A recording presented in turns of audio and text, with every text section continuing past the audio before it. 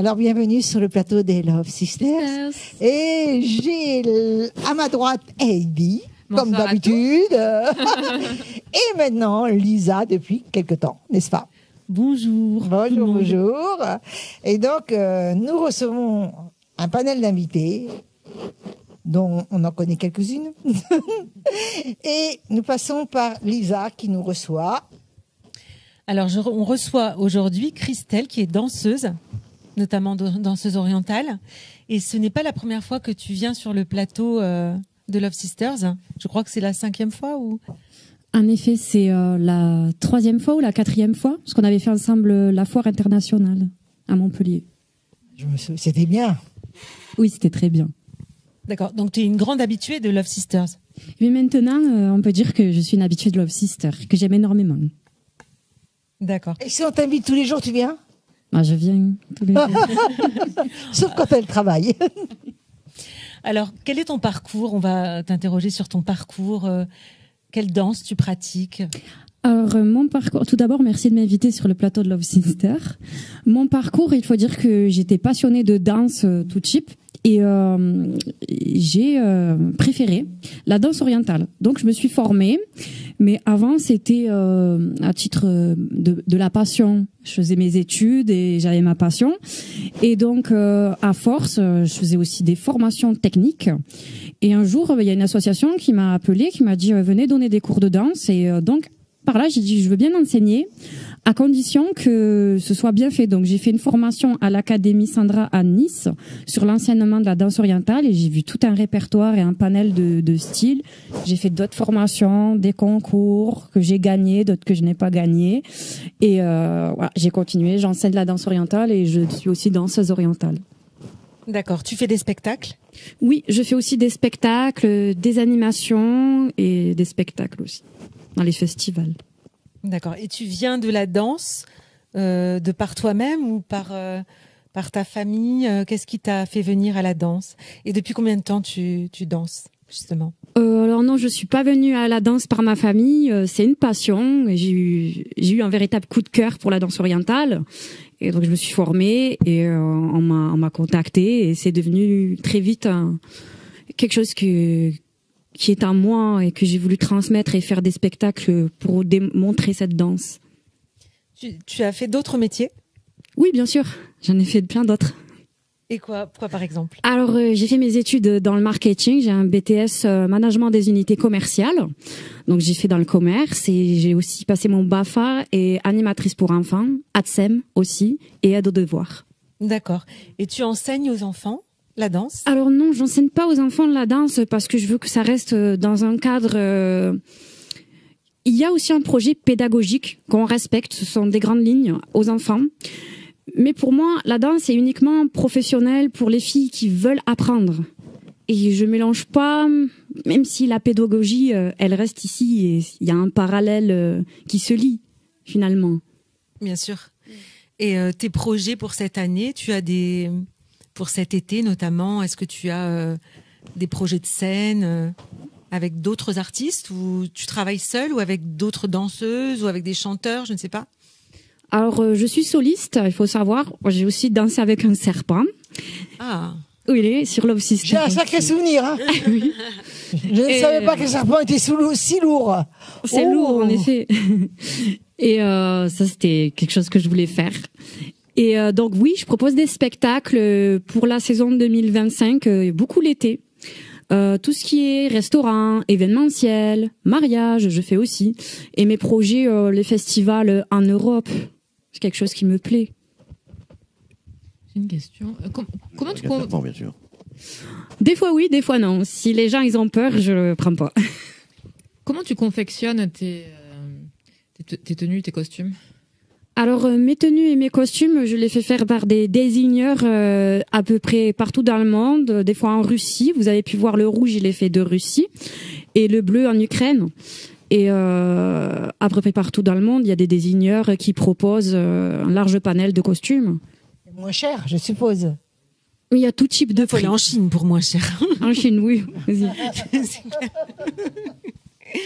Et tu te déplaces beaucoup pour les spectacles? Dans l'Hérault, principalement, mon secteur, c'est l'Hérault. D'accord, donc tu vas pas dans Après, bientôt, tu auras fait tout le tour de l'Hérault. Tu n'as pas recommencé comme... Oui, après, je vais faire les départements qui sont à côté, ou la France, l'Espagne. Tu viens de l'Hérault? Tu viens d'ici? Oui, je suis originaire de Montpellier. D'accord, tu es né à Montpellier. Oui. D'accord. Et tu as toujours tourné dans l'Hérault? T'as pas été dans une autre région de France, par exemple? Si, ça m'est arrivé qu'on m'ait contacté dans le Gard ou vers Narbonne, le sud de la France principalement. Après, je trouve que ça fait un peu loin. Oui, c'est du travail après. Hein, il faut aimer le trajet. Voilà. Tu as des enfants? Oui, tu n'aimes pas le trajet. Non, j'ai pas d'enfants. Oh non, le trajet, ça se fait en voiture. En voiture, c'est long. Si tu vas dans le Nord, ça n'a pour Oui, c'est sûr. Mais bon, voilà, les gens du spectacle se déplacent, hein, en général. On se déplace, oui. Voilà. Et c'est toi qui trouves tu te vends toute seule ou t'as un manager ou...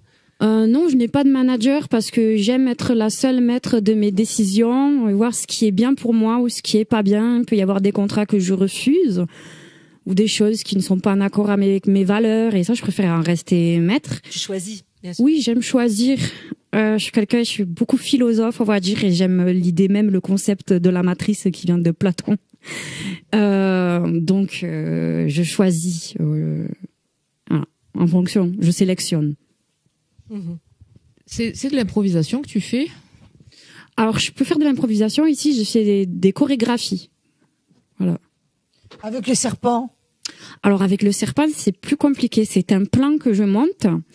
Et c'est improvisation parce que c'est lui qui décide où est-ce qu'il s'agrippe, où est-ce qu'il se place. Et il te connaît, il a pas peur parce que finalement on sait que le serpent a peur. C'est un serpent apprivoisé, c'est clair. Oui, il est habitué. Et, en fait, le serpent c'est un animal qui ressent beaucoup. Si on est stressé, il va le ressentir. Il faut être douce, il faut pas être brutal. Et c'est un gros serpent? C'est un boa constrictor. Oui, carrément. Mais j'étais entourée de lui, hein. J'étais entourée de lui. Ça étouffe, ça, je crois. Mais tu sais, il est à toi, c'est le tien ou c'est que... Alors, il est à moi et à mon meilleur ami.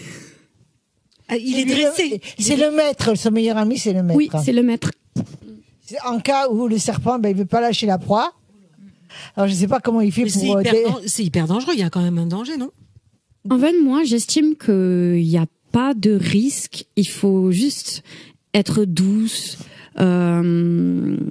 Et c'est lui. C'est sûr que si on est les brutales et qu'on le prend comme une peluche, il va se sentir attaqué. Après, il y a des précautions, c'est-à-dire on se désinfecte les mains avant, parce que s'il sent une odeur de chien ou de chat, il a peur. Il peut avoir peur. Il aime pas du tout. Il a faim. Il a faim.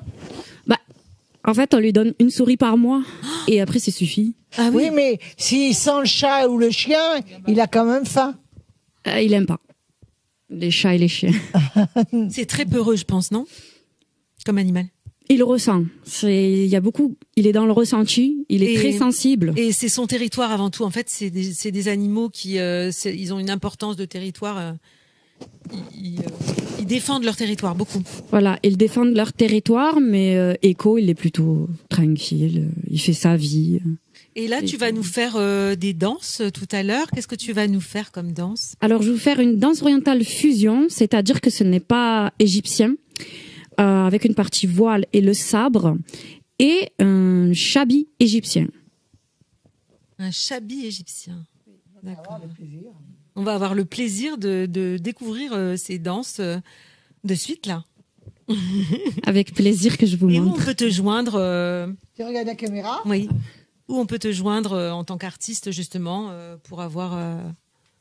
pour mes contacts, oui. Alors vous pouvez me joindre via mon adresse mail de mon association qui est crystaldance@laposte.net, crystaldance@laposte.net ou via mon Instagram christelle.dance. Voilà.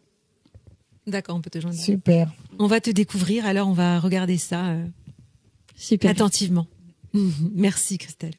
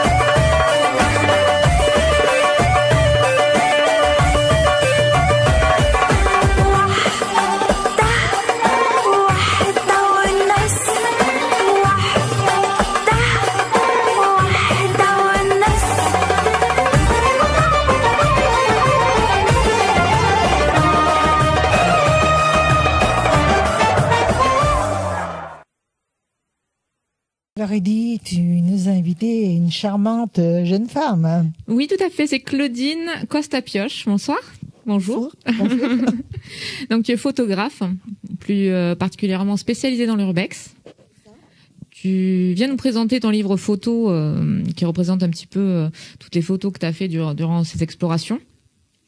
Alors, explique-nous déjà avant tout en quoi consiste l'urbex. Alors, l'urbex consiste à visiter des lieux qui sont abandonnés. Enfin, le terme abandonné n'est pas tout à fait exact. On va dire qu'ils sont délaissés. Parce que l'abandon, on ne peut pas dire qu'un lieu est abandonné. Il reste toujours un propriétaire quelque part. Mais ces lieux sont délaissés, soit pour des problèmes de succession, soit pour ou d'autres problèmes d'ordre financier, puisqu'il y a des châteaux, donc il faut les entretenir, et ça devient très très cher, les gens n'ont pas les moyens.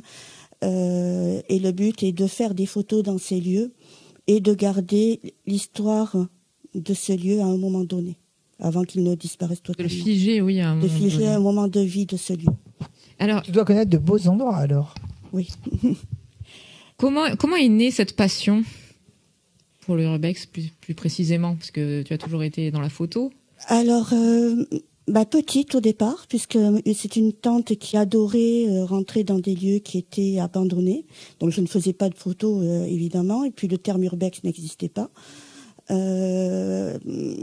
Donc on rentrait dans des maisons abandonnées, surtout dans des maisons à l'époque abandonnées. Et plus tard, je me suis mise à la photo. Et je me cherchais en termes de photos. Donc au départ, je me disais photos de rue, photos de portrait, quelque chose qui est très classique en fait. Et en regardant sur le net ce qu'on pouvait faire en termes de photos, j'ai revu ces photos de lieux abandonnés et je dis mais c'est ça, je veux faire ça. Ça a été la révélation. Ça a été la révélation. Donc il n'y a pas de formation spécifique Non, il y a juste des règles de sécurité à respecter. Parce que ça peut être dangereux des fois. Ça peut être très dangereux. Alors il y a les dangers de sol, de plafond évidemment, mais il y a aussi les dangers de poussière qu'on peut respirer puisqu'il y a des lieux, les lieux sont très anciens, donc il y a les problèmes d'amiante. Donc, logiquement, on devrait avoir un masque et on n'a jamais de masque quand on fait ces lieux-là. Il faut y penser à ça. Et oui, mais en général, on n'est jamais protégé. Il y a des lieux, vous pouvez tomber. Moi, ça ne m'est jamais arrivé, mais bon, ça peut arriver aussi à certains. C'est arrivé à certains sur des propriétaires et qui sont très mécontents qu'on rentre quand même sur une maison qu'ils n'utilisent plus depuis 50 ans. Bien sûr. Voilà, mais ça peut arriver. Ou alors, pour certains, sur les gendarmes. Mais il y a une réglementation, enfin, la loi, à l'heure actuelle, n'est pas encore... il y a un vide juridique, encore au niveau de l'urbex. C'est-à-dire C'est-à-dire qu'on dit que l'urbex est une pratique qui est interdite. Sauf qu'à partir du moment où on constate que l'endroit n'est pas habité, oui. N'est pas habité et que la porte est ouverte, on peut rentrer, prendre des photos. Alors que ça reste une propriété privée, ce qui est paradoxal, oui, effectivement. Voilà, ce qui est paradoxal. Ouais. Tu trouves qu'il y a un paradoxe quand quelqu'un en 1 heure de temps rentre chez toi, change les serrures et habite chez toi, et il est obligé d'appeler la police. C'est un paradoxe. Non, mais là, le paradoxe, il est là. Là, on parle d'un lieu qui est inhabité depuis une 50aine d'années. On voit des fissures. Moi, il m'est arrivé de rentrer dans un lieu où un arbre avait poussé à la porte d'entrée. Donc la porte d'entrée, effectivement, était fermée et on est passé par une fenêtre. La fenêtre était grande ouverte. Et il y avait des toiles d'araignées à l'intérieur. On aurait dit que Spider-Man était passé par là. C'est surtout les araignées qui m'auraient fait peur parce que, en plus, il y a autant de toiles d'araignées, il va y avoir une grosse. Hein. Ah, peut-être. C'est sûr que ça doit donner lieu à de belles sol au photos. plafond, donc c'était Et comment vous faites pour trouver ces lieux C'est justement ce que j'allais demander. Ouais. Non, mais allez-y, c'est très bien. Alors, pour trouver les lieux, il y a des heures et des heures de recherche. Après, je vais pas forcément dire tous les tuyaux, puisque le problème de l'urbex, c'est quelque chose qui devient fortement à la mode à l'heure actuelle et qui entraîne beaucoup de dégradation de lieux. Donc, c'est pour ça qu'on essaie de garder les lieux secrets. Donc, soit, on va passer... Demande dégradation squat aussi, non? Il y a du squat, il peut y avoir du squat, mais il y a énormément de vols et de casses. Voilà. Et pour trouver les lieux, soit il y a des journaux qui vont indiquer qu'il y a une maison qui est quelque part, soit il y a les archives, parce que les archives servent et peuvent servir. Il y a tout simplement ce qu'on appelle le mapping. Donc, oui, par Google Maps. Voilà. Google Images où tu peux voir de loin. Alors ça permet permet pas forcément de dire c'est pas habité. Oui. Mais ça permet de faire du repérage et après faut prendre la voiture et se rendre sur le lieu. Donc vous d'ailleurs vous déplacez jamais toute seule, hein, c'est avec. Je suis toujours accompagnée de mon mari, justement par rapport au risque des squatteurs. Bien qu'on soit rentré dans des maisons qui soient squattées, on a eu approché. Oui, excuse-moi. Bien qu'on se soit approché qu'on soit rentré dans des maisons qui soient squattées, ça s'est très bien passé aussi parce qu'on est arrivé avec le sourire et on Ils peuvent être gentils, hein, les squatteurs. Il n'y a pas que des squatteurs méchants, il n'y a pas que des squatteurs qui cassent. Voilà. Parce que ce qu'on a pu constater quand on a fait de l'urbex, il y en a qui sont là pour protéger les lieux. Et est-ce que tu as visité aussi des gares désaffectées? Gare pour le moment, non. Non, j'ai pas fait. J'en ai repéré, donc je sais où il y en a, mais je n'ai pas fait. Et est-ce que tu as fait l'urbex dans d'autres pays? Non, en France. Qu'en France, hein? En France, mais j'ai localisé des lieux, donc au Japon. Mais bon, ça fait un peu loin. Et tu te déplaces sur toute la France? Pour le moment, essentiellement dans le sud. Donc là, le livre qui est là regroupe que quelques lieux, parce que j'ai dû faire plus d'une centaine de lieux, qui sont dans... Il y aura des images qui vont défiler en même temps. Qui sont dans le sud. On va voir un petit peu ce qu'elle a fait. De la France, pardon. D'ailleurs, tu renommes un petit peu, comme tu m'expliquais, tous ces lieux pour pas qu'ils soient identifiables. Tout à fait. Alors, soit par rapport à un objet qu'on trouve sur les lieux, soit parce que quelqu'un est passé avant nous et a donné le nom au lieu, donc on fait perdurer le nom. Voilà. Mais le but du jeu est de ne pas montrer aussi de façade d'extérieur. Oui, parce qu'avec une façade, on peut localiser un lieu. Bien sûr. Tu me parles d'endroits que tu aurais repérés au Japon.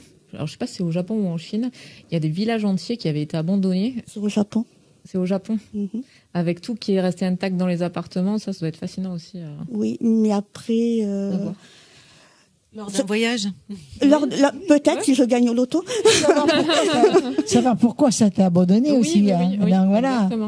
Qu'est-ce qu'il y a comme danger? Ça fait rien, ils mettent une chape de plomb au-dessus, c'est pas grave. Et de voir que tout a été abandonné, voilà. Mais je pense qu'après, je pense qu'après, nous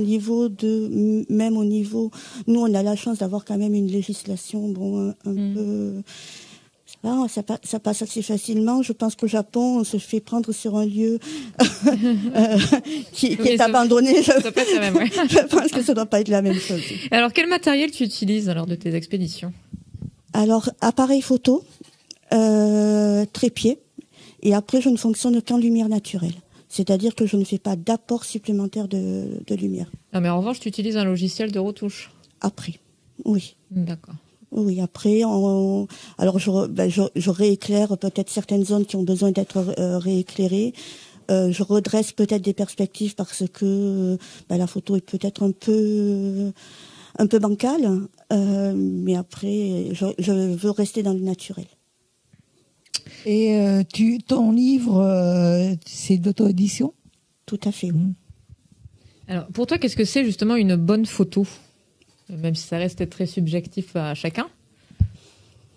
Alors, une bonne photo, c'est une photo qui permet à la personne qui regarde, pour moi, de se projeter. En fait, une bonne photo, c'est quelque chose qui peut raconter une histoire à la personne qui la regarde. Donc de transmettre une émotion. De transmettre une émotion, tout à fait. Donc c'est ton premier livre? C'est oui.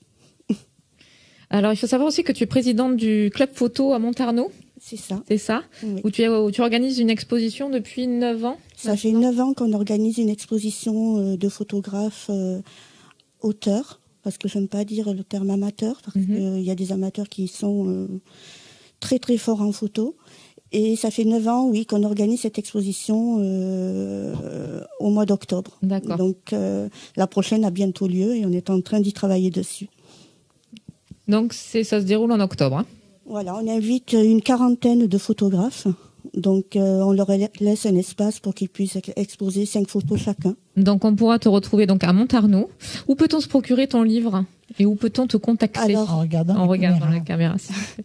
Alors, on peut me contacter soit par sur mon numéro de téléphone qui doit être visible maintenant, je pense, un peu partout, soit sur mon adresse mail.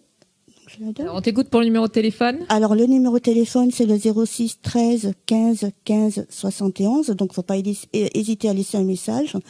Et vous pouvez me contacter sur mon adresse mail qui est claudine.costa889@orange.fr. Bravo, bravo. Merci beaucoup, Claudine. Ah ben, Claudine, vraiment, Ouais, très belle photo en tout cas. très belle photo, très beau livre aussi. Couleur, Si, en merci couleur, je suppose. Ouais, en couleur. Voilà, donc la couleur coûte plus cher que le noir et blanc. Donc là, c'est au tour de Mimi. Qui Voilà. nous as-tu invité? Alors moi, j'ai invité Caroline Féli. Bonjour à Bonjour. toutes et à tous. Donc, Caroline chante, elle est auteure, compositeur, interprète. Très peu. Non, je reprends surtout des chansons françaises Je reprends des anciennes. chansons. D'accord, d'accord. et donc, tu fais de l'accordéon. Et je m'accompagne à l'accordéon, voilà, il est là, il est prêt. Et il est prêt pour que tu joues, quoi, c'est ça? C'est ça. Prêt à l'emploi. Prêt à l'emploi.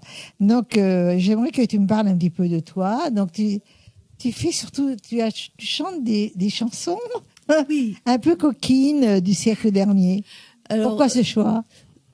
un peu coquine, ça m'est arrivé de chanter des chansons coquines, c'est plus vraiment d'actualité, mais disons que principalement... Détrompe-toi. Hein. Ah d'accord, je m'en suis pas rendu compte alors. Non, je vais te sortir. Non, c'est vrai. Oui, alors je vois à laquelle vous pensez, une chanson de Bobby Lapointe. Exactement. Oui, non, mais j'avais oublié, c'est vrai. Alors, par contre, Bobby Lapointe, je l'ai pas oublié. C'est mon fil rouge. C'est le plus grand artiste qui m'a inspiré depuis depuis mes débuts, en fait. Il y en a d'autres. Il y a bien sûr Georges Brassens. Et puis, voilà, beaucoup d'autres que je chante sur scène. Mais voilà, c'est vrai que Bobby Lapointe, c'est mon fil rouge. C'est celui qui accompagne tous mes spectacles depuis longtemps. Oui, mais tu travailles pas qu'avec lui non plus. Tu travailles de temps en temps avec d'autres personnes. Voilà. Alors, donc, Bobby Lapointe, je reprends ses chansons. Je travaille donc également avec un artiste bien vivant. Lui, c'est Daniel Guichard. Voilà. Et j'ai la chance de faire partie de son équipe de musiciens. Voilà. Donc ça, c'est une grande fierté pour moi, une grande chance de l'avoir connu. Daniel Guichard, le vrai Daniel Guichard, celui qui chante Mon Vieux. Le vrai. Le seul, l'unique. Moi, j'étais toute jeune quand je l'ai connu, toute jeune. J'ai commencé il y a une quinzaine d'années sur les marchés à tester un peu, parce que j'ai commencé assez tard l'accordéon, j'avais une vingtaine d'années et j'avais le rêve de partager la musique. Donc j'ai commencé sur des marchés, mais loin d'ici, en Ardèche, au fin fond de la campagne, parce que je voulais pas qu'on me reconnaisse.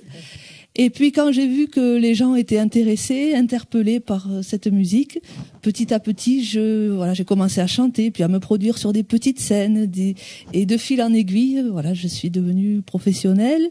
Je me suis entourée aussi de musiciens, donc j'ai eu un guitariste, puis parfois d'autres musiciens aussi. Et voilà, je suis partie partager ces chansons des chanteurs que j'aime, un peu partout en France, et puis en Belgique, en Suisse, en Allemagne aussi, un festival Brassens en Allemagne, sur lequel je suis allée plusieurs fois. Donc partout où on aime la chanson française, francophone. Mais on l'aime, hein, les chansons françaises et francophones. Ben, il y a le public pour ça. Il y a le public pour c'est ça. vrai. Et tu es autodidacte pour le chant ou Autodidacte pour le chant. t'as jamais pris de cours? J'en ai pris quelques-uns, pas à mes débuts. J'ai commencé vraiment, j'étais autodidacte autant au chant qu'à l'accordéon. Après, je me suis formée un petit peu quand même. Mais c'est vrai que ça reste très authentique, très naturel. Il n'y a pas un cursus musical Ça a l'air du compliqué conservatoire. quand même, cet instrument. Alors j'ai quand même appris un peu le solfège quand j'étais gamine. Le piano, Ça aide, j'ai joué de la ça aide, batterie, oui. ça m'a beaucoup aidé d'avoir quelques bases. Mais l'accordéon, j'ai commencé toute seule à galérer avec la main gauche et tout. À l'oreille. Écoute, Ouais, si tout à aujourd'hui l'oreille. tu es accordéoniste pour toutes ces personnes, c'est que tu es reconnu quand même. Eh ben oui, j'ai fait mon petit trou dans le métier, mon petit réseau, et ça fonctionne plutôt bien. Comme tu vas un petit peu partout en plus. C'est ça, oui. Ouais. Alors par contre, c'est vrai que j'ai pas peur de me déplacer partout avec ma voiture ou voilà. C'est vrai que c'est beaucoup de déplacements. Tu te déplaces loin? Alors c'est essentiellement dans le grand sud de la France, mais ça peut déjà faire pas mal de kilomètres. Et puis, de temps en temps sur Paris ou région parisienne, ça m'arrive aussi. Et voilà, non, c'est vrai que j'hésite pas à me déplacer. Il y a eu au fin fond de l'Espagne aussi un festival de chansons françaises auquel j'ai participé. Donc voilà, ça Donc peut en être, solo du coup ou avec d'autres musiciens sur Alors là, c'était un plateau d'artistes, mais j'étais en solo. Voilà. Ouais. C'est ça. Et donc là, tes projets futurs, justement, nous sommes au mois de mars. Oui. Nous arrivons au mois d'avril. Je te parle pas à partir du 1er avril. C'est une blague. Pas une blague, non. Pas une blague. Tes projets futurs. Alors, tout le printemps et une bonne partie de l'été, je suis en tournée un peu partout. Donc voilà, pour des festivals, des associations, toutes sortes de festivités dans l'Hérault, Occitanie et même un peu plus loin dans les Alpes de Haute-Provence. Voilà, donc vous pouvez me Travail retrouver. en perspective. Beaucoup de travail. Ouais.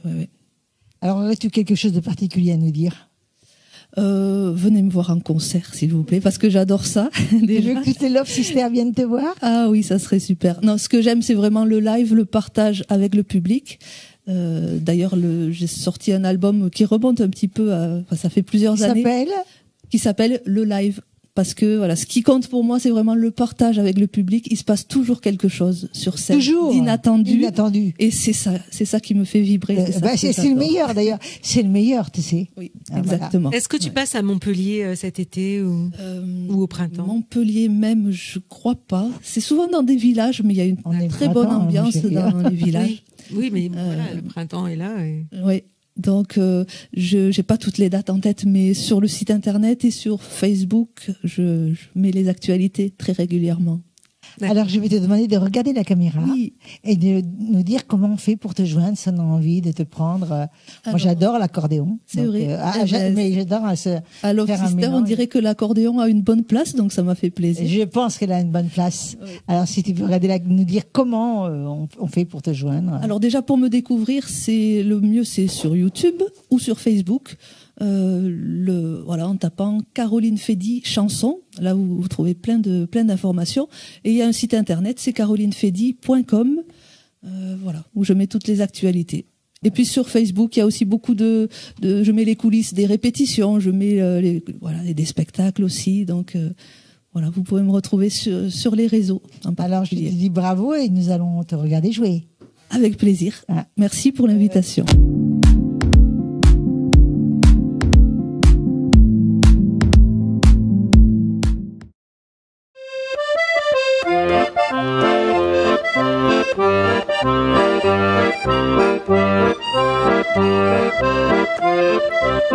Ce soir au bar de la gare, Igor à gare et noir, il n'arrête guère de boire car sa Katia, sa jolie Katia vient de le quitter. Sa Katy l'a quitté, il a fait chou blanc, ce grand-duc avec ses trucs, ses astuces, ses ruses de russe blanc.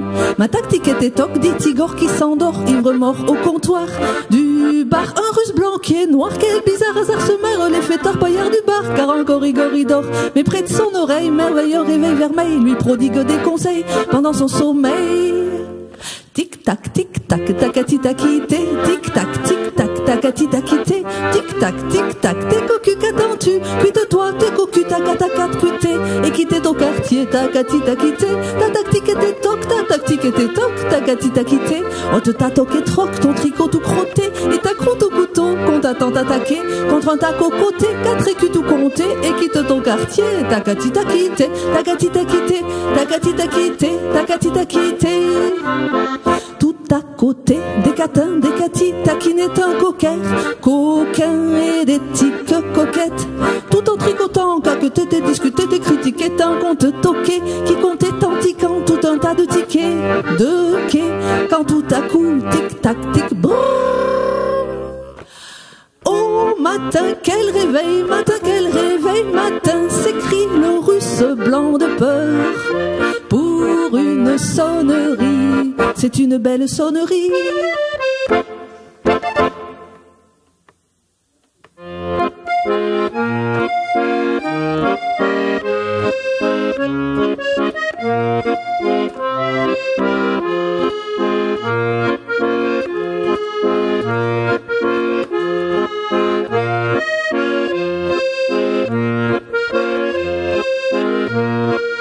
On peut vivre sans richesse, presque sans un sou.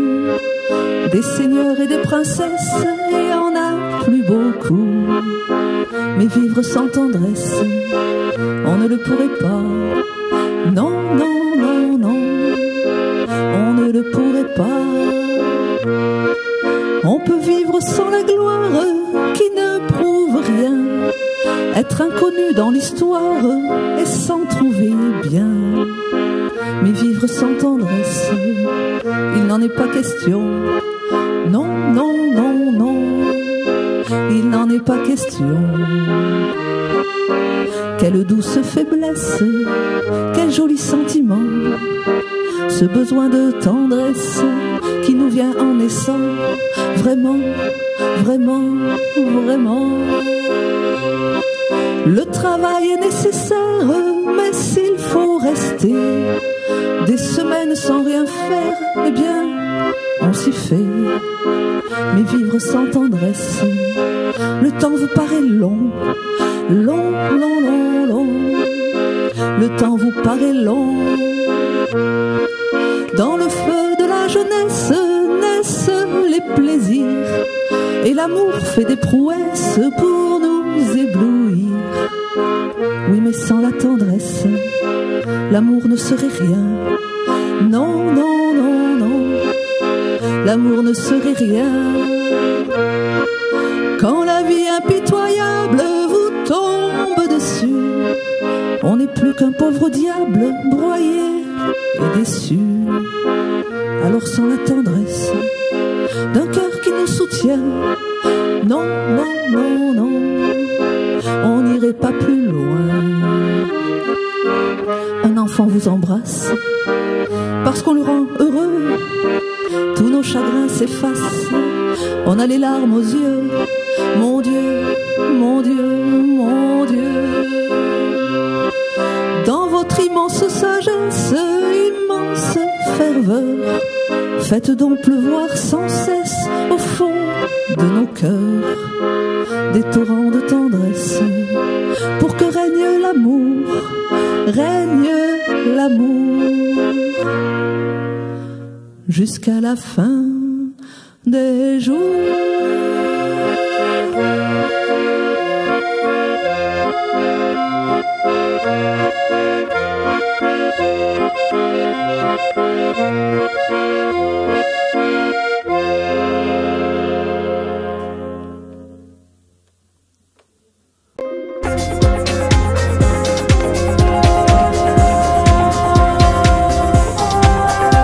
Bonjour Alain. Bonjour Myriam, bonjour à tous. Donc voilà, aujourd'hui nous allons parler d'un autre sujet. Je me rappelle plus de quoi d'ailleurs. Aussi important, l'Alzheimer.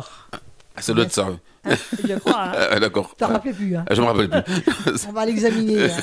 Tu m'as pas donné.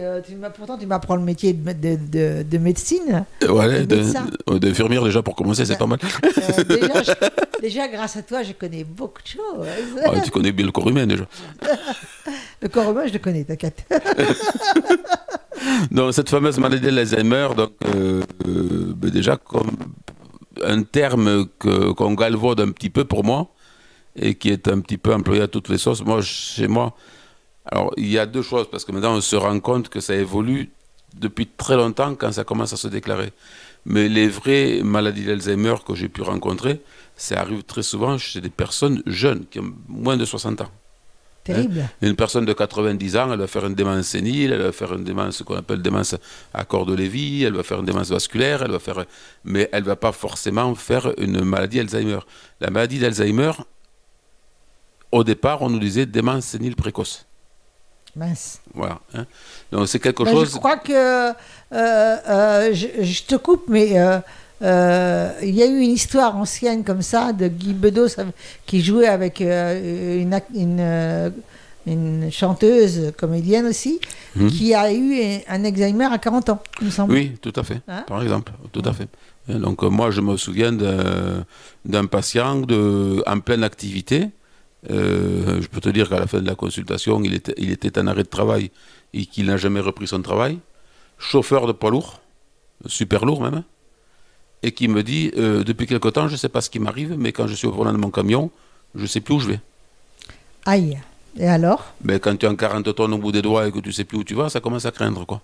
Et donc Ben, là, arrêt de travail direct, tant qu'on n'a pas fait tous les examens, et malheureusement, quand on avait fait tous les examens, c'était bien une maladie d'Alzheimer, quelqu'un qui avait 52 ans. Et c'est l'hippocampe, hein, je crois. Voilà, alors c'est quelque chose qui évolue depuis très longtemps, avec des symptômes qui sont quasiment invisibles, qui gênent à peine le quotidien, petite lenteur, petite difficulté à s'organiser, ou la personne ne va pas forcément se rappeler, puis ça va vite revenir, ou c'est qu'elle a garé sa voiture, et ça peut évoluer comme ça, plus de 25 ans avant que la maladie se déclare. Donc là, on peut avoir un traitement préventif. Traitement préventif ou curatif, il n'y en a pas. Ah, il n'y en a pas. Et on a actuellement de l'espoir sur 2 molécules qu'on a commencé à utiliser, qui ont montré qu'elles pouvaient très nettement ralentir l'évolution de la maladie. Par contre, on a des effets secondaires sur ces molécules. Donc, ces molécules sont interdites en Europe pour le moment. Quels sont ces effets secondaires? C'est surtout des œdèmes du cerveau. Ah oui, c'est grave. Des hémorragies cérébrales, mais surtout des œdèmes du cerveau.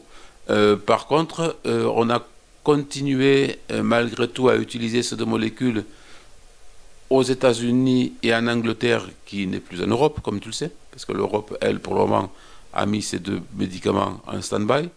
Et finalement, grâce à ça, on a pu déterminer sur quel type de patient on avait ces effets secondaires.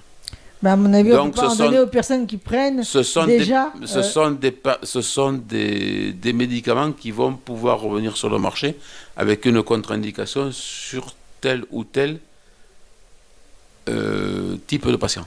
Si j'ai bien compris ce que tu me dis, dans ce traitement-là qui est interdit en France... en France et en Europe, hein, et en UE. Hein. En Europe, ouais, d'accord.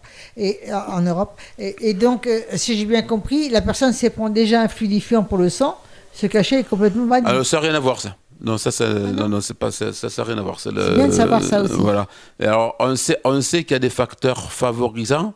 Des facteurs génétiques, dans la maladie d'Alzheimer, on en a très peu. On estime que c'est moins de 1% des cas qui sont génétiques. Alors, c'est pas parce que vous avez eu une personne qui a été atteinte de la maladie d'Alzheimer dans votre famille que vous allez forcément avoir quelqu'un ou vous dans votre famille qui va pouvoir développer la maladie d'Alzheimer. Ça, c'est une bonne chose à savoir. Par contre, on sait qu'il y a des facteurs de risque cardiovasculaires, mode de vie, etc., qui vont favoriser. Alors, l'excès de cholestérol peut favoriser le développement de la maladie d'Alzheimer. L'utilisation d'alcool, de tabac, etc., un mode de vie stressant, du diabète, vont pouvoir favoriser le développement d'une maladie d'Alzheimer. Waouh! Voilà. Bah, a contrario, on peut se demander comment est-ce qu'on peut l'éviter ou le freiner, ou freiner l'entrée dans la maladie, ou freiner son évolution. Mais moi, j'ai l'habitude de dire aux patients que, toute proportion gardée, mais la mémoire, c'est comme un muscle. Il faut imaginer sa mémoire comme un muscle. Un muscle, il faut le travailler. Si tu ne travailles pas tes muscles, ils fondent. Si tu arrêtes de faire du sport, ça va péricliter. La mémoire, c'est pareil. Il faut l'entretenir. Il faut l'entretenir par la lecture. Il faut l'entretenir par des jeux style mots croisés, mots fléchés, sudoku, etc. Hein, qui sont des jeux de société. Pour jeux de société. Alors, la vie en société et les interactions dans la société sont aussi une très bonne approche pour diminuer l'incidence et la progression de la maladie d'Alzheimer. Qui est longue. Qui est très longue. Avec ça, avec une évolution, on voit que ça met à peu près 25 ans des premiers symptômes jusqu'à l'entrée diagnostiquée dans la maladie. Et ça peut évoluer sur dizaines d'années, voire plus. Hein, voilà. Et donc, ce qu'il faut aussi dire, c'est que dès qu'on sent qu'on a, ça coûte rien, dès qu'on sent qu'on a des petites imperfections, des petites gênes, etc., dans son organisation, dans son planning, des choses comme ça, on ne se retrouve plus, alors qu'avant ça fonctionnait très bien. Ne pas hésiter à en consulter, ne pas hésiter à se rendre dans un centre mémoire pour faire une consultation mémoire, où il y a tout un tas de tests, etc. pour une mémoire. Une consultation mémoire, c'est une consultation qui dure entre 45 minutes et une bonne heure. Avec des tests, avec des...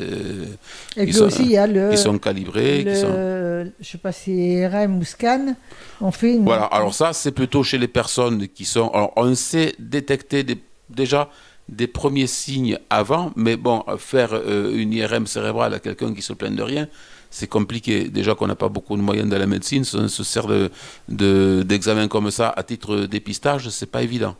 D'accord. Voilà. Par contre, on est en train de chercher dans le dépistage plutôt des biomarqueurs, c'est-à-dire des preuves par prise de sang.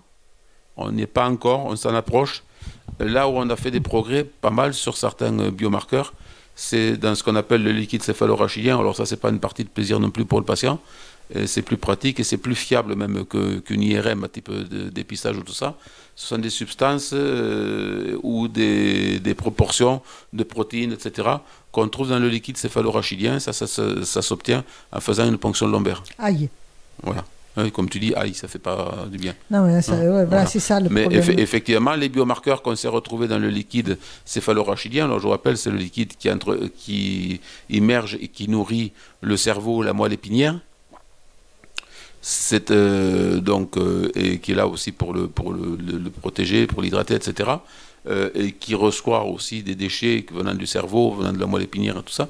On sait, en dosant des substances à l'intérieur, déjà commencer à pouvoir prédire une évolution vers la maladie d'Alzheimer. Mais je crois qu'il faut aussi qu'on rassure les personnes. Nous, quand je dis aïe et qu'on dit que c'est pas agréable, il n'y a aucun danger à faire cet examen. S'il est bien fait dans de bonnes conditions, donc il faut surtout des conditions d'asepsie, c'est-à-dire de propreté, d'asepsie qui soient. Ça ne peut pas se faire dans un cabinet médical, ça ne peut pas se faire non plus comme une prise de sang dans un simple laboratoire d'analyse médicale. Non, c'est directement. Il faut quand même une salle. Milieu, il faut un milieu stérile, quand même. Il faut une salle stérile parce que tu vas faire tu vas faire une effraction, donc il n'est pas question pour aller prélever du liquide de faire entrer un microbe. D'accord. Voilà, donc ça c'est clair. Waouh. Waouh, etc. Donc en fait, après, il faudra adapter à partir des centres mémoire, à partir du diagnostic de la maladie, la prise en charge d'une maladie pour laquelle on n'a pas pour le moment de traitement particulier. Et surtout, comme on l'avait dit précédemment aussi, prendre soin des aidants et favoriser le travail des aidants. Je pense que les aidants peuvent plus venir à bout lorsque on est dans la finalité de l'Alzheimer et que là c'est terrible. Mais si tu me permets, on peut pas avoir chez soi. Si tu me permets, tu me connais, hein, si tu me permets pour terminer, pour conclure, de mettre un petit coup de gueule. Oui. Hein, c'est qu'on a vu sous Nicolas Sarkozy le développement d'un plan Alzheimer en 2007 et que depuis, les pouvoirs publics, etc., se sont bien défaussés et ont bien refilé le bébé à d'autres, hein, en disant aux gens démerdez-vous. Exactement. Mais de toute façon, c'est... Donc, je ne sais pas, tout le monde se souvient du fameux plan Alzheimer de Sarkozy. Bon, on se demande s'il était là de bonne foi ou s'il était là pour faire joli. À mon avis, c'était plutôt pour faire joli. Voilà. Hein. Mais bon, ça disait ce qu'il fallait faire, mais rien n'a été fait, quoi. Pas grand-chose. La France avait un leadership dans cette maladie-là et qu'on a complètement laissé tomber au profit plutôt des pays scandinaves ou de l'Allemagne qui sont beaucoup plus en avance que nous sur cette prise en charge maintenant. Surtout Chirac, comment il est mort. Ah oui, aussi, également, tout à fait. Chirac, voilà, donc, il aurait été s'occuper de ce qui reste, il reste des bonnes volontés et il reste des associations comme France Alzheimer, qui est la seule association reconnue d'utilité publique pour le moment, pour venir en aide aux patients dans leur prise en charge, venir en aide aux aidants et dans la formation des aidants aussi, et venir en aide à la recherche également. Tu as raison complètement. Et d'ailleurs, je vais donner une petite précision justement à l'antenne. C'est que dorénavant, je choisirai les associations que je vais prendre à mon émission. Toutes les associations ne sont pas bien reçues. Je pense que c'est une bonne chose. Bye bye. À très bientôt. Au revoir. Alors maintenant, c'est au tour de Lisa. Lisa.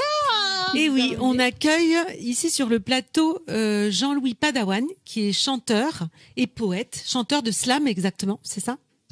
Alors chanteur, c'est pas très bonjour à tous et toutes.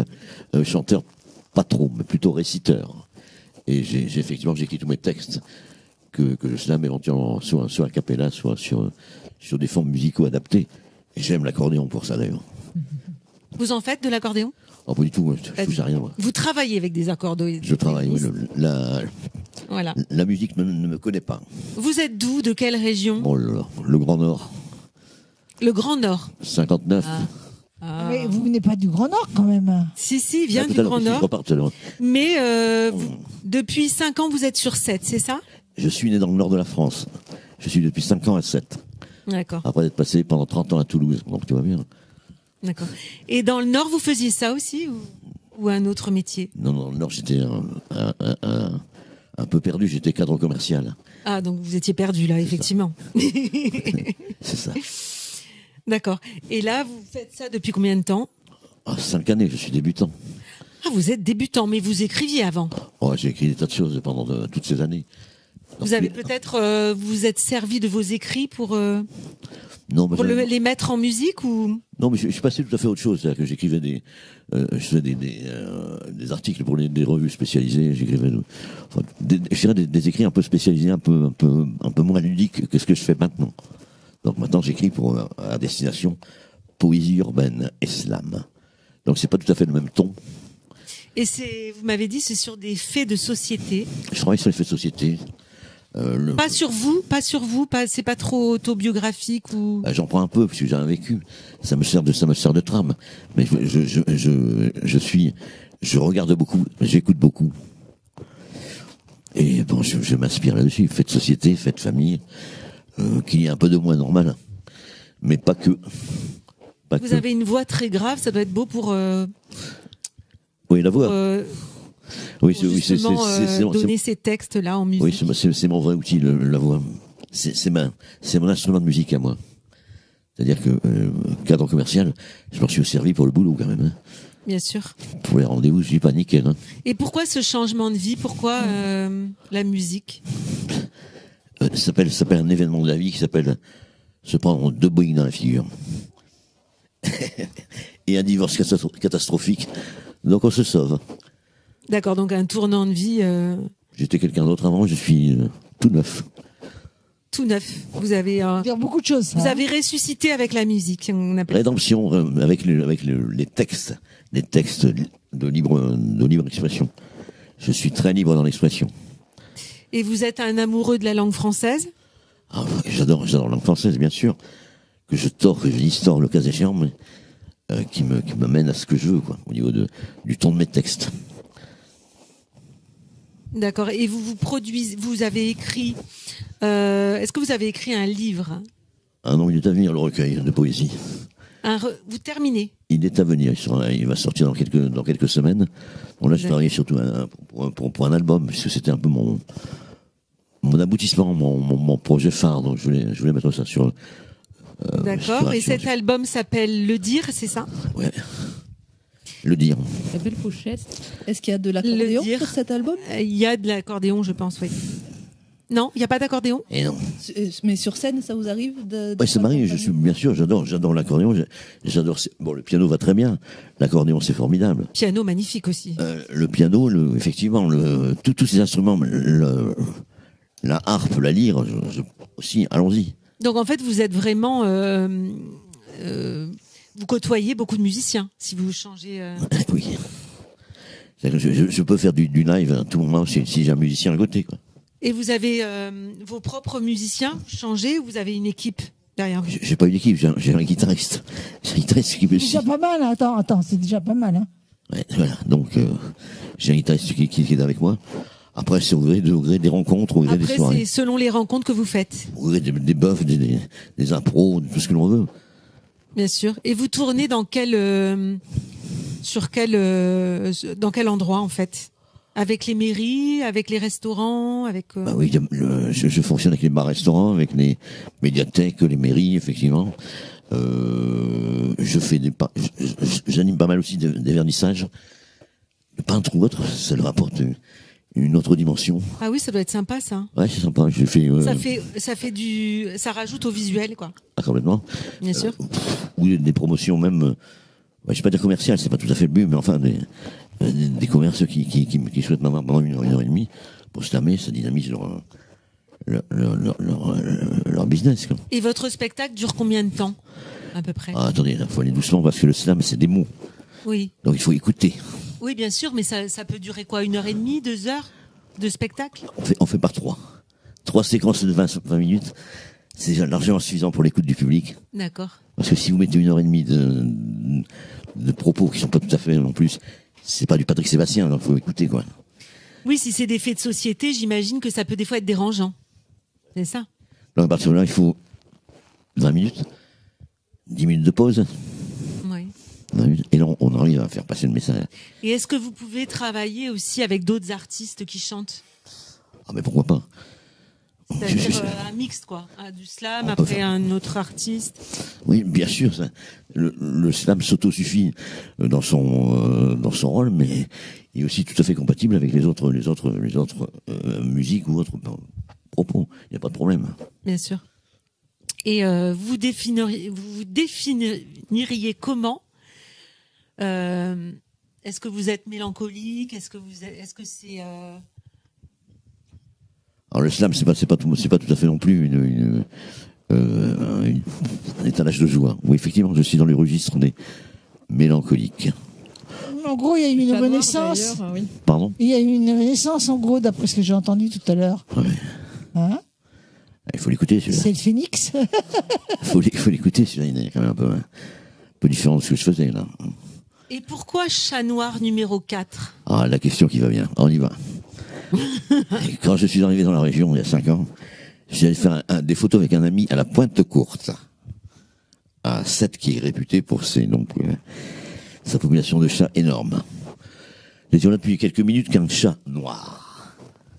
J'adore les chats, alors faites attention à ce que vous dites. Moi aussi, j'adore. Ce chat noir qui s'approche de moi, qui me monte dessus là sur les genoux. Et quelques canins d'usage, normal. Des photos, vas-y. Et ce chat s'est approché de moi, de mon oreille.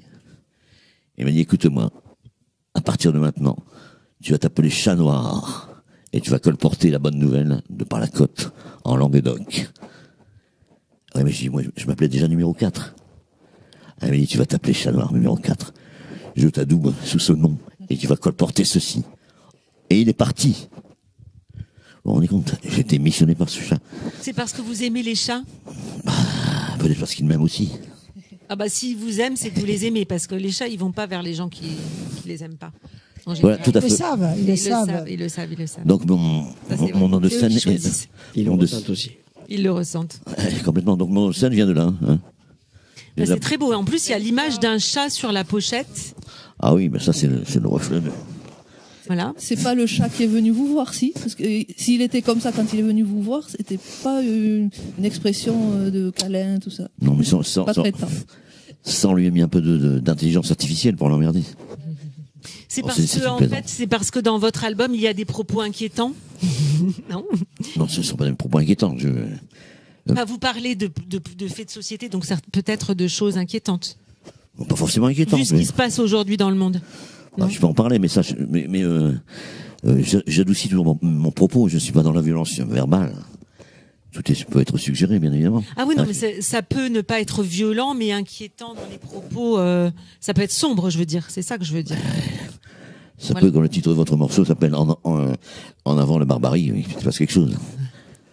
Par exemple, etc., etc. Donc, les textes, je les écris sur ma sensibilité du moment. Je ne mâche pas mes mots, mais je ne suis jamais ni grossier ni vulgaire. Ce que je vais laisser.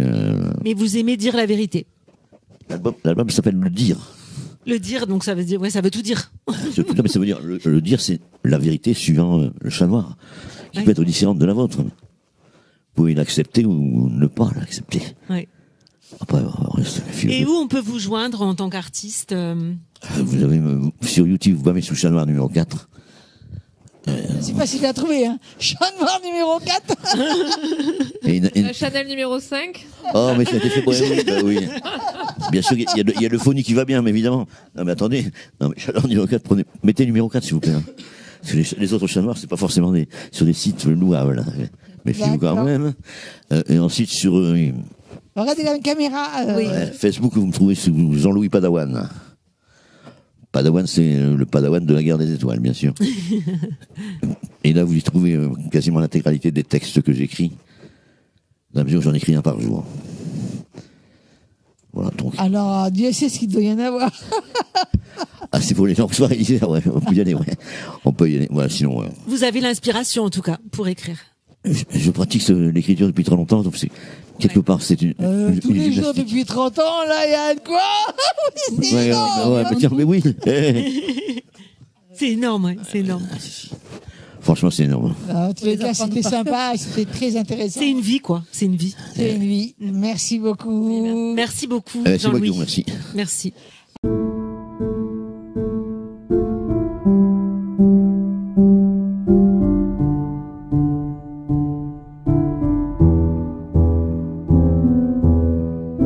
Femme en enfance, aujourd'hui petite fille triste, ta vie est le théâtre d'une comédie orchestrée par l'unique partition de parents de hasard. Leur jeu est scénario, là où la vie n'est qu'une photo de personnage. Leur jeu est découverte, là où la vie n'est vraiment que camouflage. Leur jeu est agitation, là où la vie n'est seulement qu'un arrêt sur image. Leur jeu est certitude, là où la vie n'est que mensonge et court-métrage.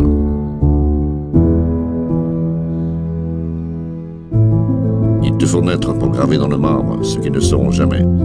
Parents d'illusions réunis du bazar, déjà des clones réussis ou pas, d'un monde qu'il faudrait bien ramener, reflet de leur pauvre miroir sans teint, dont tu sors modèle prêt à l'emploi ou pas, on s'en moque. Il faut briller.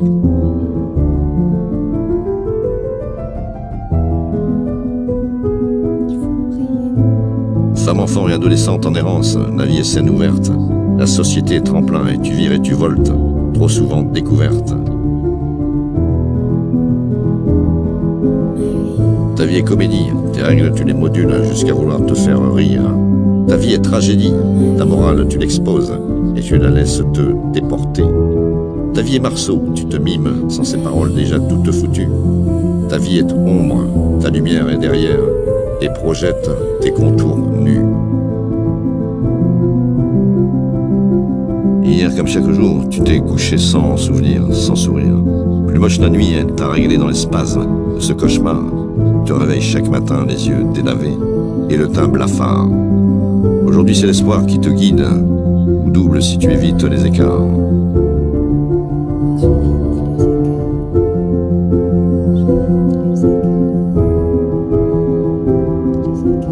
Femme en méfiance, femme femelle triste, ta vie est en vie ou refus, et t'emmène dans le tourbillon des vérités absolues ou des non-dits. Ta réalité est hérédité, tu es femme et à femelle tu dois te sacrifier. Ta réalité est ambiguïté, te multiplie à ton corps défendant ou zapper. Ta vie est une maternité à pleurer, te trouver ou t'éviter parfois et te tuer. Ta vie est une fausse vérité, te démener pour être la voix et n'être que sous-estimé. Tes rêves sont ceux que ne t'ont pas laissé ta mère et tu pleures cette féminité. Longtemps ignorée, si peu ouverte et déjà repliée sur un toi-même bafoué, qui par force ramène à l'égalité qui ferait de toi l'égal de l'homme se foirer. Alors que tu es la source pour un jour faire cesser le noir règne d'être dégénéré.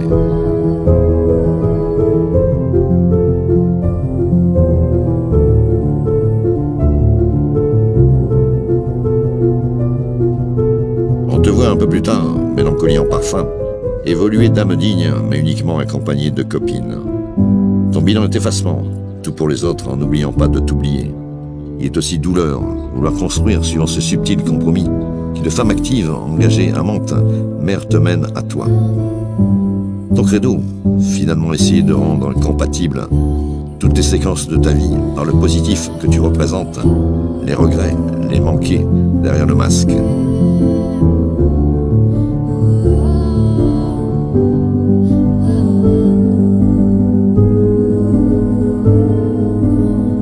Petite mamie pleine d'assurance, ta vie est derrière, mais qu'as-tu donc foutu pour être si seule?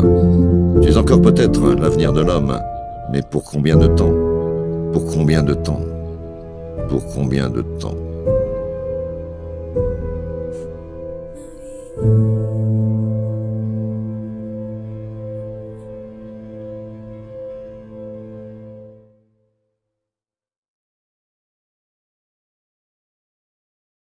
Alors, Eddy, tu Alors, nous maintenant, as c'est au tour invité Vincent. Vincent. Bonsoir, Bonsoir Vincent. Tu es chanteur-interprète. c'est ça. Tu interprètes des covers. Entre autres, oui. Reprendre beaucoup de musique française Oui, musique américaine aussi. et américaine aussi. Tu viens d'où? Je viens de Béziers. De Béziers, donc juste du coin, de la C'est région. ça, je suis du coin, ouais. Depuis combien de temps tu chantes? Depuis une quinzaine d'années maintenant. Donc une quinzaine d'années, au niveau, j'ai commencé au lycée, au collège, avec une chorale tout basique. Et après, le chemin fait que... Tu t'es jamais arrêté? C'est ça. Tu as pris des cours? Alors oui, j'ai pris des cours à l'Art Studio Academy à Béziers. Mhm. Donc j'y suis encore actuellement. Donc j'ai pris des cours de chant. Ça fait 3 ans que j'en reprends. Parce qu'on ne cesse d'évoluer. Exactement. Tu as un nom de scène d'ailleurs? Oui. Parce que là on t'appelle Vincent, mais qu'est-ce que c'est ton nom de scène? Valk. Valk. Et pourquoi Valk? Valk, tout simplement parce que je suis passionné de vikings. On l'aurait pas cru d'ailleurs. Je pense qu'on l'aurait pas cru au niveau de la veste. Ah bon? Tu chantes viking? Non, je chante pas viking. Mais C'est ouais, le style. c'est ça. D'ailleurs, c'est quoi ton style musical avant tout? Alors mon style musical, j'en Tu interprètes ai. de tout. Alors j'aime bien la chanson française, qui est normal. Mais sinon, moi mon style, ça rapproche plus du comment dire, de l'urbain, urban pop, on va dire, comme ça. Donc, tes influences musicales, ça va être qui? Alors c'est Rag & Bone Man. Donc Tu nous en interpréter une à la fin d'ailleurs. voilà, Rag & Bone Man, Teddy Swims, entre autres. Donc vraiment côté américain. Mhm. Et sinon côté français, c'est au niveau interprète, ça va être Jacques Brel. Et Jacques Brel, c'est pour moi c'est quand C'est quelque chose là. C'est ça. Oh, c'est obligé. Hein. Léger. Voilà. Et quelle est la chanson de Jacques Brel fétiche? Amsterdam. D'accord. Voilà. Tu joues d'un instrument aussi? Alors non, alors j'ai commencé le piano, Bah, c'est bien. mais j'arrive toujours pas à coordonner la droite de la gauche, mais ça va venir. Mais oui, ça va venir. Ça va venir. Alors, tu as participé à des concours de chant, Oui, notamment où tu as été vainqueur. c'est ça. J'ai participé à la Coupe de France d'interprétation à Thézan-les-Béziers, donc c'est passé en septembre dernier, et j'ai fini premier. Tu as fini premier avec la chanson formidable de Stromae. Exactement. Et est-ce que ça t'a permis de t'ouvrir certaines portes à l'issue de ces concours? Alors, ouvrir des portes, oui et non, mais je sais qu'au niveau personnel, ça fait du bien parce que voilà, on finit premier, mais on se découvre aussi quand on est vainqueur. Quand on dit Vincent, il faut que tu viennes faire une photo, il y en a. Oula, calmez-vous, je viens de recevoir le truc. Enfin, c'est vrai que ça fait bizarre, mais on s'y prête au jeu aussi. Ah, tu as participé à des émissions aussi. Oui, j'ai participé à N'oubliez pas les paroles pendant 2 fois. Une fois en 2019, une fois en 2024. Et peut-être en 2025, on va voir. Ah oui, Ouais. t'es devenu un habitué des lieux?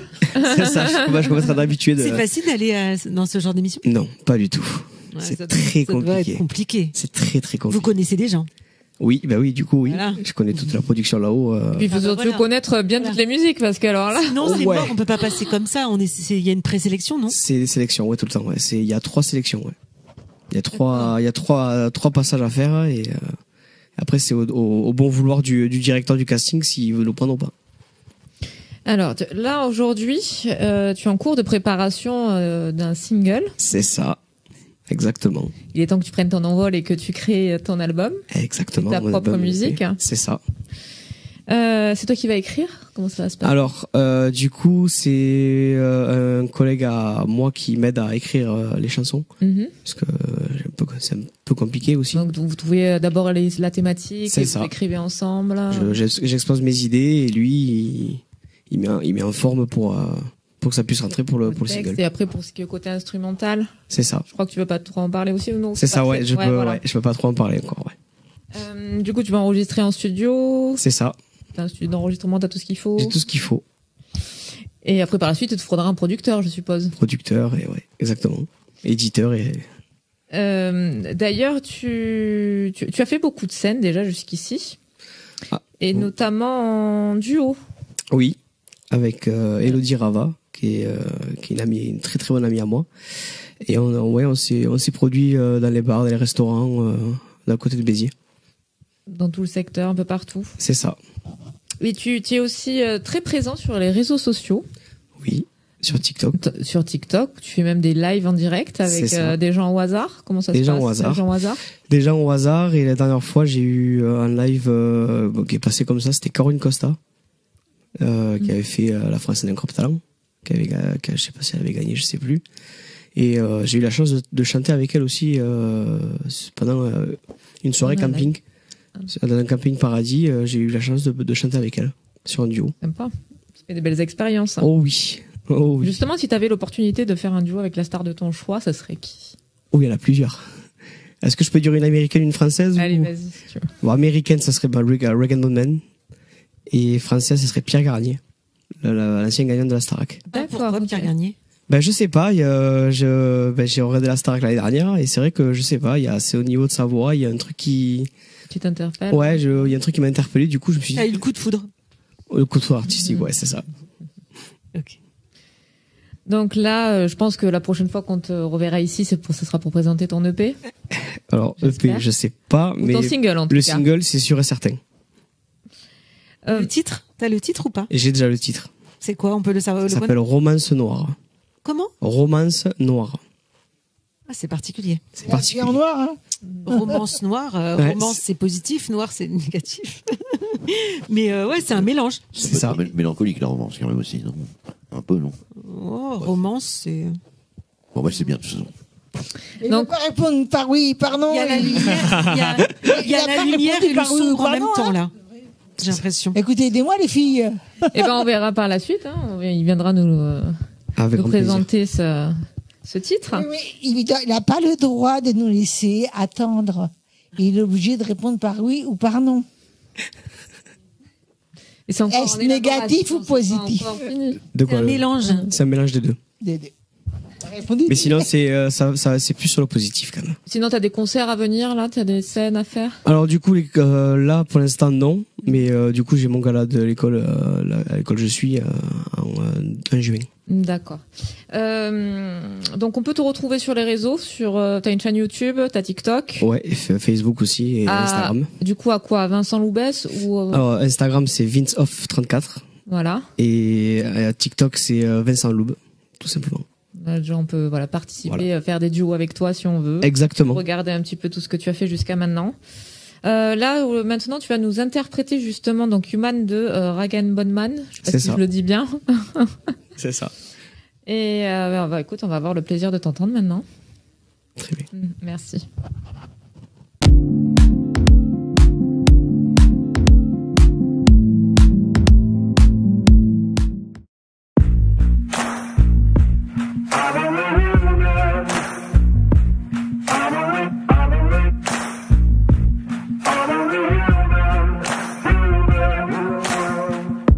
Maybe I'm foolish, or maybe I'm blind, thinking I see through this and see what's behind. Got no way to prove it, so maybe I'm blind.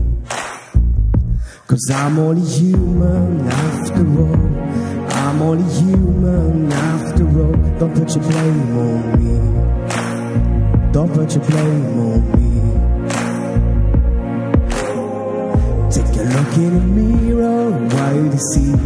Do you see the clearer? Why see in what you believe.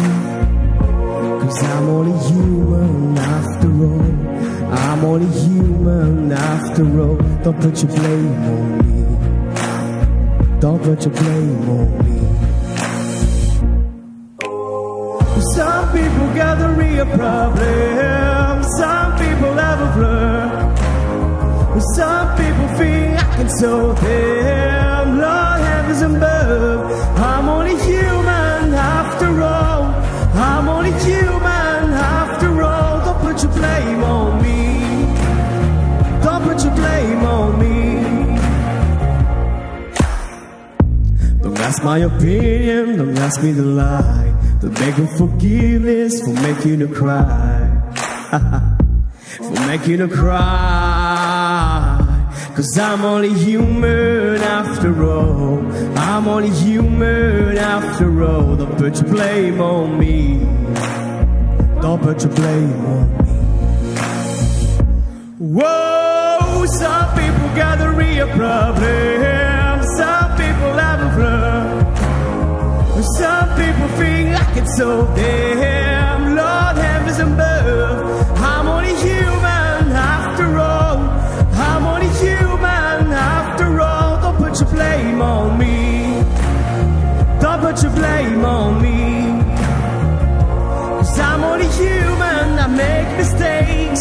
I'm only human, that's all it takes. Don't put your blame on me. Don't put your blame on me. 'Cause I'm not a prophet or Messiah. Sugar lucky summer high.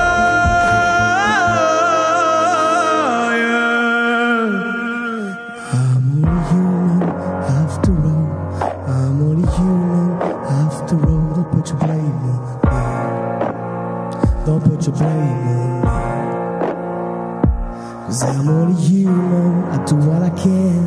I'm just a man, I do what I can. Don't put your blame on me. Don't put your blame on me.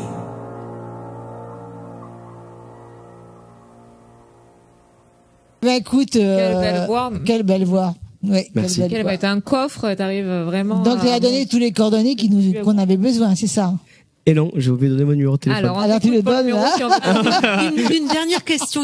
Oui. Est-ce que tu as pris des cours de chant? Oui, j'ai pris des cours de chant. Moi, j'ai pas. Mais vraiment, alors au début, j'étais quand même autodidacte. Hein. Alors tu dis le secret que tu voulais nous dire. Mon numéro de téléphone, donc c'est le 07 77 31 46 18. Et si quelqu'un a besoin de lui pour des soirées anniversaires, mariage. Ouais, voilà, c'est ça. Et tout. Enterrement de vie de garçon. Aussi. Enterrement de divorce, là. Qui c'est? Je sais pas comment on appelle ça. Enterrement de divorce. Enterrement de divorce, c'est pas mal ça. Comment on appelle ça, les filles? Ça existe, ça? Mais oui, ça existe. Ah bon, je savais pas. que Ah ça si, existait. ça existe de plus en plus. Hein. Depuis 2 ans, c'est la mode. Là. 2-3 ans. Ça vient des États-Unis. Ah oui, ça se fête. Ah, chacun de leur côté. Ce qui veut que tu peux avoir du travail, c'est ils le les deux fêtent côtés ensemble. si ils font pas le même jour. Ah bah ouais, ça c'est sûr. Voilà, donc si vous voulez aller l'écouter, n'hésitez pas à aller sur TikTok, sur YouTube et à le contacter si vous avez besoin de lui. Pour En tous les cas, il a assumé. Ouais.